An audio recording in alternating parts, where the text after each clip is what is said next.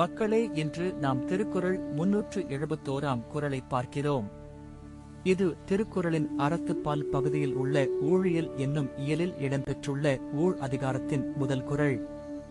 ஆகூழால் தோன்றும் அசைவின்மை கைப்பொருள், போகூழால் தோன்றும் மடி. இந்த குறள் சொல்ல வருவது என்னவென்றால், ஒருவரின் மனம், உடல், மனுஷிய சுற்றுப்புறம் ஆகியவை எல்லைமற்ற சலிப்பிலிருந்து விடுபட்டு ஒருமுகமாக செயல்பட வேண்டும் என்பதாகும். ஆகூழால் என்பது இலவச சிந்தனை, இறங்குதல் ஆகியவற்றால் மனம் நிதானமாகும் போது எந்த பயமும் இருக்காது. போகூழால் என்பது மிகவும் அதிகமான விருப்பங்கள், பொருள் பற்றாக்குறை போன்றவற்றால் ஏற்படும் மன அழுத்தம். எனவே கவனம் நின்று உடல் மனம் அறிவு வலுப்படும் போது கையில் உள்ளவற்றை நன்றாக பயன்படுத்த முடியும். ஏன் இந்த குறள் முக்கியமானது என்றால், நவீன உலகில் ஒவ்வொரு நிமிடம் இடையூறு, அறிவிப்பு, சமூக ஊடகம் ஆகியவை கவனத்தை தகர்க்கின்றன.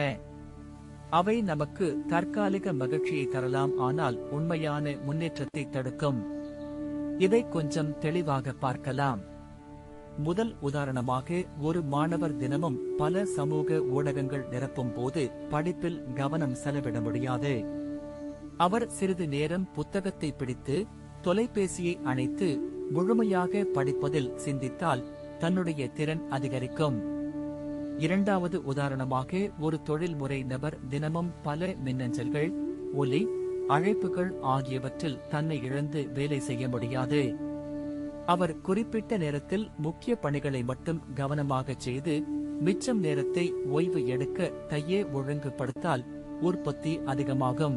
இன்றைய வாழ்க்கையில் இந்த குறளை பின்பற்றினால் நாம் தன்னால் நிர்ணயித்த இலக்குகளை எளிதாக சேர்ந்து மன அழுத்தம் குறையும். அதனால் தினசரி ஒரு சிறிய நேரம் தியானம், இலக்கு அமைப்பு, கவனத்தை கொடுப்பது முக்கியம். இதனால் எங்களின் உணர்ச்சி, உடல், அறிவு 3 பாகங்களும் சமநிலையாக இருக்கும். அப்படியே வாழ்க்கை முறையின் மேம்பாடு, உறவுகள், செயல்திறன் அதிகரிக்கும்.